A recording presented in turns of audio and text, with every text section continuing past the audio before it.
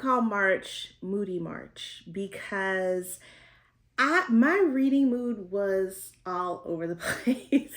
Hi, my name is Shalon and I'm here to help you find your next favorite book. And let's talk about what I read during the month of March.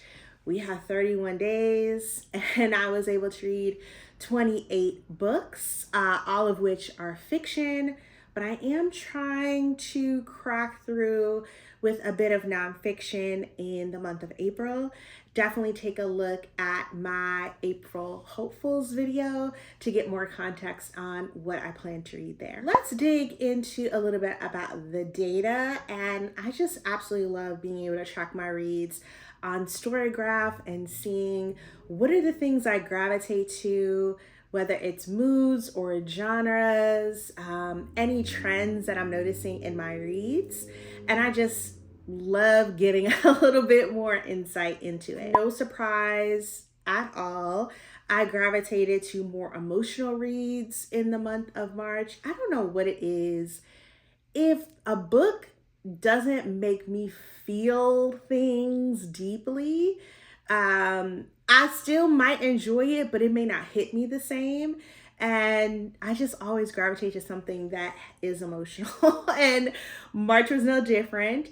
I also read books that were reflective or funny, and I also had a little bit of adventure sprinkled into some of my March reads. As much as I try to give other genres a chance, and I do read across genres, romance always seems to reign supreme. As much as I try to shift, there was a brief 10-day period in the month of March where romance was not on top, and I was actually very excited. Not because I don't love romance, I obviously do, with 15 books being read in March that were romance.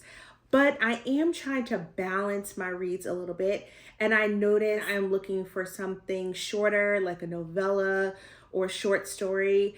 I know a lot of the ones that are available on the romance side of things, so I gravitate to those when I need something quick that is going to get me into a different mindset before going into another book. What I am trying to do is curate a list of novellas or short story collections or shorter reads in other genres, so I have some of those that I can mix in as well. After romance, literary, contemporary fiction was up there as well, which makes sense based on the books that I read and also the ones that I enjoyed. I did have a bit of mystery, thriller, and fantasy mixed in as well. Another thing I really love about Storygraph is being able to do my own tags.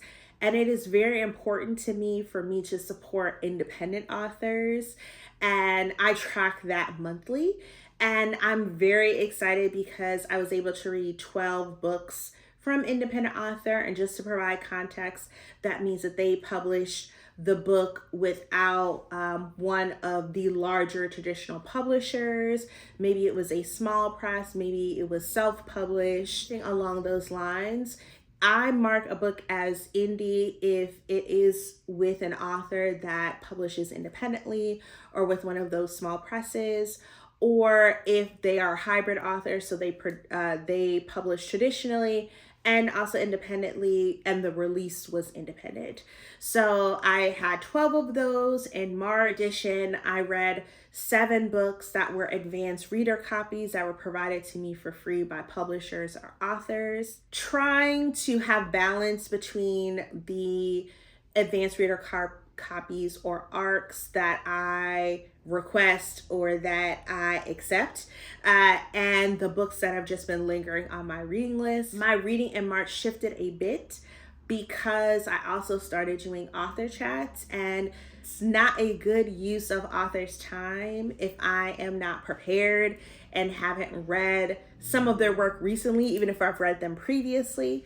So that shifted a couple of things. Interested to see how that will shift my reading month to month as I continue to do chats with authors. Another tag that I use is trying to track the books that I grab through my library, through Libby or Hoopla. If you have read at all and you get really excited about books it could end up being very expensive. So if you are always buying your next read, whether it is a physical, digital, or audio copy, that adds up. Books are not cheap. They cost money. So I try to rely on my library, and I'm so thankful that they have a wide selection through Libby and Hoopla, so that way I can find most things. It just depends on if I want to wait. And I was able to leverage them this month as well, and I track that too. Another thing I have discovered after reading and flexing into audio and digital copies of books is I love an immersive read. If I have the opportunity to hear a narrator just doing an amazing performance of a book, and I also have the physical or digital copy that I can use to annotate and make notes, I'm going to choose that every time if I have the opportunity to do so. And I was able to do 6 immersive reads in March. Talk about the breakdown in how I read. So the majority of the books that I read in March were audio, which is not a surprise. I read during the workday, and audio is the way in which I do that.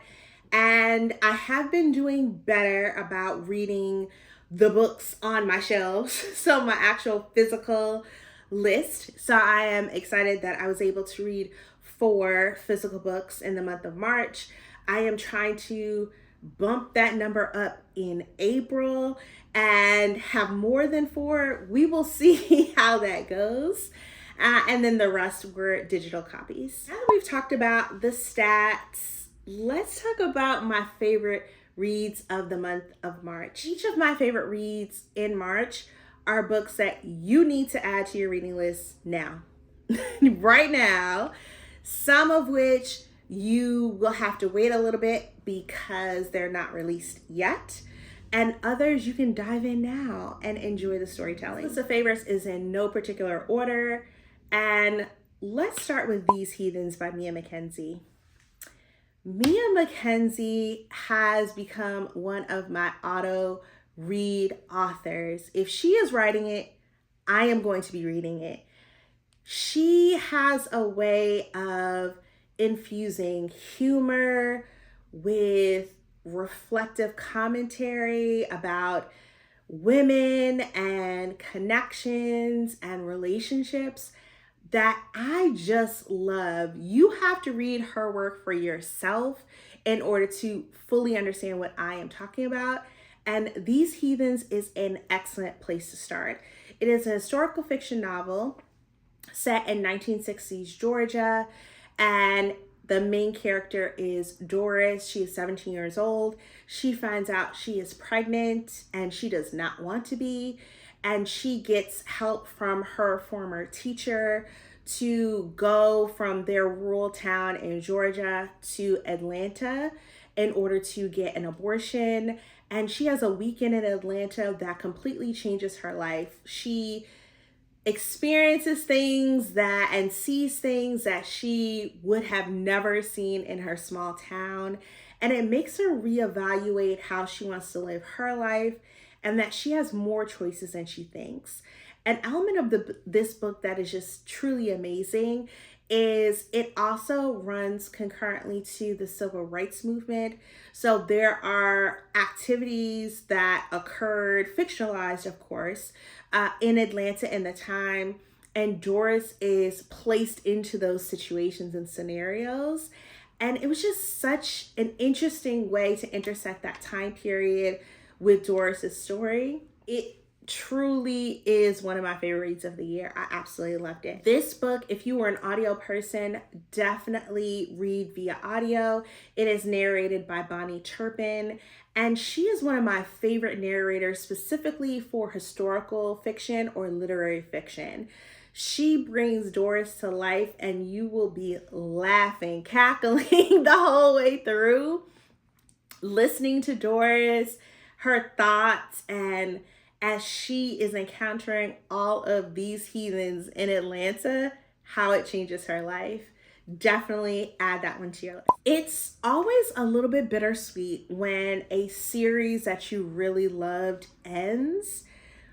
But this ending to the Curve series, I just absolutely loved. It just made me appreciate all of the previous books that happened in the series, and being able to meet Aaliyah and Curvy Girl Summer, meet Nina in Plus Size Player, and then for Big Girl Blitz, really being able to dive into Jasmine's story, who has been like floating in the background of the previous two books, but really being able to explore her emotional and personal journey in the midst of also having a romance. It was just so well done. If you like your romances with emotional depth and really thinking through how you're living your life, and if you're actually living it the way that you want, the way that you desire, or you are limiting yourself based on what you think is possible, Big Girl Blitz is for you. This romance includes a lot of emotional moments, ones that will tug at your heartstrings, but it is also very steamy. So if you are someone who enjoys that balance in their romance, you'll love this one. I was able to listen to the audio, and it is narrated by Wesley Siobhan. If you've heard any books narrated by Wesley Siobhan, you already know you are going to love reading this one via audio. If you have not, this series is the perfect place to start. And make sure to start with Curvy Girl Summer, so that way you can get the emotional impact of each of these friend stories. I just love a series that is centered on a friendship group, and you really are able to see how they are individually, but then how they just love each other and support each other and root for each other, and how they blend so well as a group. And you get all of that in Big Girl Blitz. Last but certainly not least at all was I don't want to put a number on it because things may change at any moment, but I'm going to say this is one of my top 3 reads of the year. You have to wait a little bit because it's not going to be released until September, but you need to go ahead and pre-order it now, or look for it in your library when it gets a little bit closer. But it is The True Confessions of First Lady Freeman by Deesha Philyaw. I just absolutely loved this book. It includes a lot of humor, specifically if you have any experiences within the Black church community, living in the South, or just being around any of those cultures. You will love this book. It's centered on Charisse, and she is the first lady, the wife of a mega church pastor. And she is trying to do everything to be the version of herself that will be most accepted within her community. But she has a little bit of a rebellious streak. So she does things differently. And when she has the chance to potentially get back into the good graces of the women who do not like her at all, other first ladies of other churches as well, and participating in a pageant, she takes that opportunity to do so, but secrets from her past derail her path to the pageant. And it's just so well done. It really explores just what is it like to be a woman in these patriarchal systems and communities. Is it possible for you to even have power over your decisions, even if you think you do? And just like, what is it like being in the spotlight and having to be a reduced version of yourself because of what other people think? It just explores so much. This book, you definitely have to read. Add it to your list now, right now, because it was just so well done. I really enjoyed my reads in March, even though I was in a variety of reading moods and was shifting all throughout the month. But I would love to know, what reads did you read in March that you loved? Anything you think I should add to my reading list? And are you adding any of these to yours? Thank you for watching.